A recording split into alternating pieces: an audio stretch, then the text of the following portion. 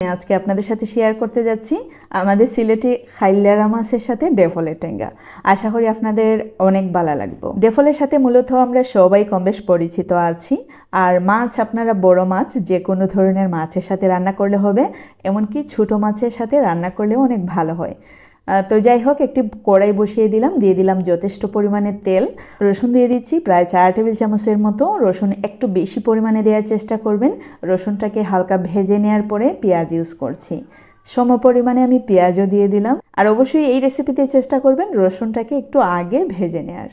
আমি মূলত এই ডেফলের টেঙ্গা রেসিপিটি বড় মাছের সাথে খেয়ে থাকি। ছোটো মাছের তুলনায় বড় মাছের সাথে খেলে আমার বেশি ভালো লাগে। কাঁচামরিচ দিয়ে দিলাম, দিয়ে দিচ্ছি 1 টেবিল চামচ পরিমাণে হলুদের গুঁড়ো, দিয়ে দিচ্ছি মরিচের গুঁড়ো, ঝাল অবশ্যই আপনাদের পছন্দ মতো। ধনিয়া গুঁড়ো দিয়ে দিলাম 1 টেবিল চামচ পরিমাণে, আর হাফ টেবিল স্পুন পরিমাণে দিয়ে দিচ্ছি জিরে গুঁড়ো। স্বাদ মতো লবণ দিয়ে দিলাম। এখন মশলাটাকে খুব ভালো করে কষিয়ে নিচ্ছি।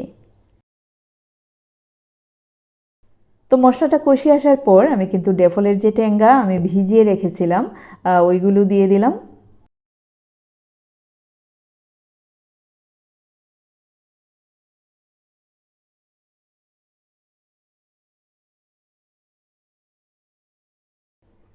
ডেফল দেওয়ার 5 থেকে 6 মিনিট পরে আমি মাছ ইউজ করলাম। মাছ ইউজ করার পর আমি ঝুল ইউজ করলাম সাথে সাথেই।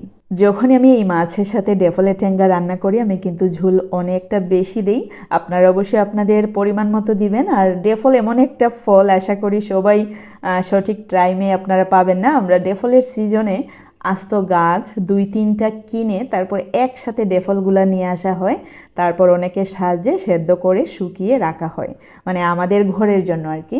আশা করি অনেকেই কিন্তু এই ফলের টেঙ্গা খাওয়া থেকে বঞ্চিত আছেন। আর এই ডেফলের টেঙ্গা মূলত আমি বাহিরে পাঠিয়ে থাকি। আমাদের ফ্যামিলির অনেকে আছেন, আমেরিকাতে আছেন, লন্ডনে আছেন, তাদের জন্য, আর সাথে আমার জন্য তো রাখি।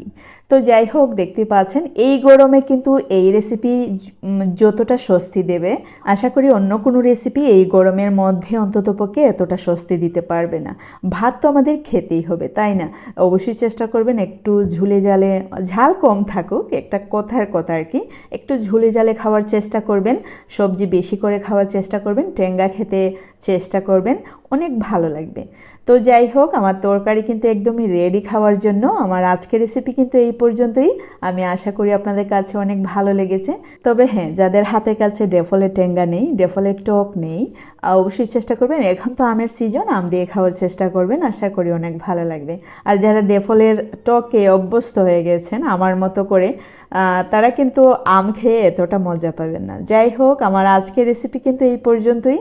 See you in the next video. Till then, bye. Allah Hafiz.